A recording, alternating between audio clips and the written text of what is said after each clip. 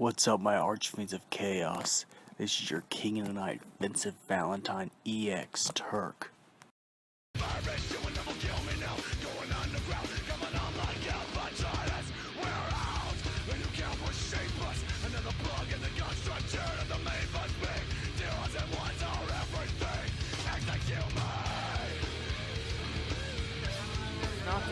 Subscribe to Vincent Valentine EX Turk channel. Hello, my archfiends of chaos, your king of the night, Vincent Valentine, EX Turk, and we're going to be talking about the fate of Vincent Valentine in the Final Fantasy VII Remake. Now, his origins his story's mode's gonna change, so we're not gonna have the optional side quests.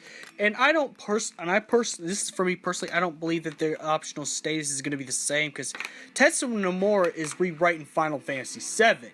That's what the remake is. It's a rehash, but with a different thing. Like I said about my prediction about the timelines, this is another universe, but Final Fantasy VII in another universe. You know, so the compilation does no longer exist. So Dirge of Cerberus, Crisis Core, Before Crisis, and Avid Children does not exist in this universe. So things are going to be written different. And now, if Sephiroth is going to be bumped up to main villain statuses, then I have a strong suspicion and feeling that Yuffie and Vincent are no longer going to be optional statuses, that now they're going to be mandatory party members. That's probably going to get their own stories. Now, if the remake actually explores every single character's story, because it's a full game, we're probably going to get a whole story mode of Yuffie and Vincent, just like the other characters. They're going to be playing roles to what happens in the series. So, you know, and with the new gameplay mechanic, you can switch them as your leaders.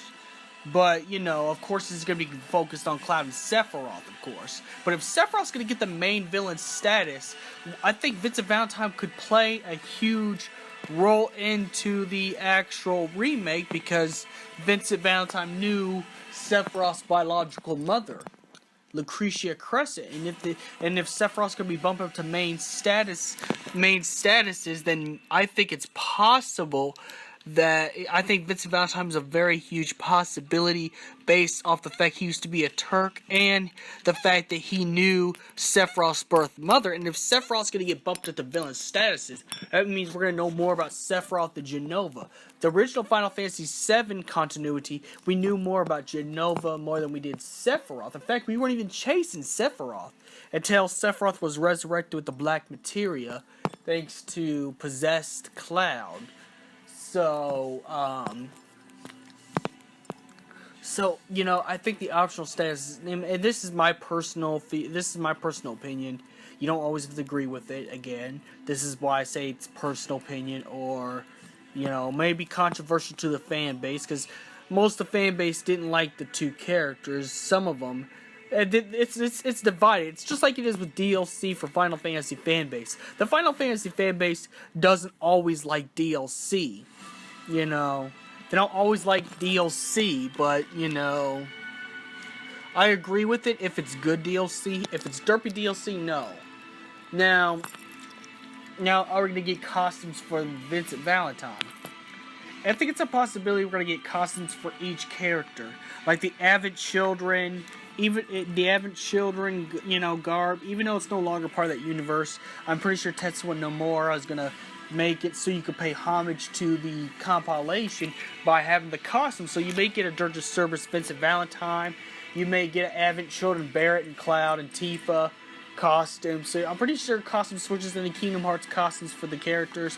I'm pretty sure you're going to get a lot. Now, it's going to be kind of weird to have the Cloud with the Vincent Valentine jacket, then have Vincent Valentine in your party, but I'm pretty sure it would make it, you know. Now, I doubt the costumes are going to be part of the actual cutscenes, the highly rendered CGI cutscenes. It's only going to be the regular costumes. Kind of like it is with Final Fantasy 15, because with Final Fantasy 15, you could wear the, I don't know, something goofy like the ramen noodle cup hat, and after you defeat Arden, you know, go back to the royal suits.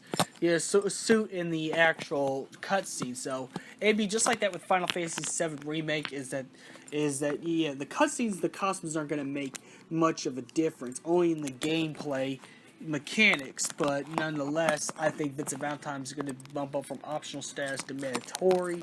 This is only a prediction and fan theory, so again, I wouldn't count on this just yet until the remake comes out. But I always wanted to do these Fate videos, just like the Fate for the Kingdom Hearts 3 characters. I think it's possible that Vincent Valentine will be teased and Final Fantasy VII Remake. Now, we don't know if he's going to be in Dissidia NT, though I would like it if it is as a DLC character. I would actually pay for Vincent Valentine and Dissidia NT, but I'm pretty sure if they do, then they're probably going to wait till the Final Fantasy VII Remake comes out before teasing the Final Fantasy VII Remake, before teasing Final Fantasy VII Pack.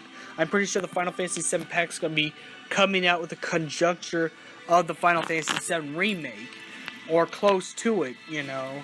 Like when the release date drops, then they'll probably have the Final Fantasy VII Pack for Dissidia NT to advertise Final Fantasy VII Remake. And I think that's when Vincent Valentine's appearance will make it into the Dissidia NT, if possible, is to advertise the remake of Final Fantasy VII. You know, and that's when Final Fantasy VII finally gets a finalized release date. When it gets a finalized release date, then that's probably we're going to have the DLC for Dissidia NT drop, possibly Vincent Valentine, possibly, you know, possibly, but I know in the remake Vincent Valentine's going to be in there. And even if he stays optional and you have to go through the Lost Number quests, you know, Tetsuo Nomura said in the interview, everything that was part of the original Final Fantasy VII is going to stay. Anything that's compilation related isn't going to stay. Anything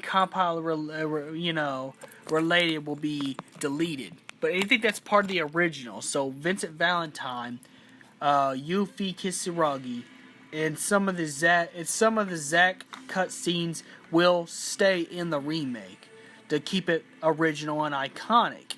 So those things will still happen, you know, just like they're not going to take out Crossdress and Cloud. They're not going to take out, they're not going to take out,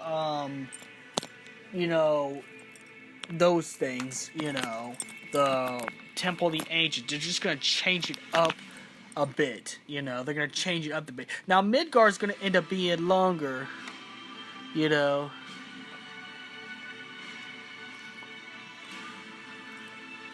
I think that there's possibility that, that they might, but they're going to keep the characters. I mean, because, haste makes waste, and 2, it's the Final Fantasy VII Remake. It's just going to get switched around.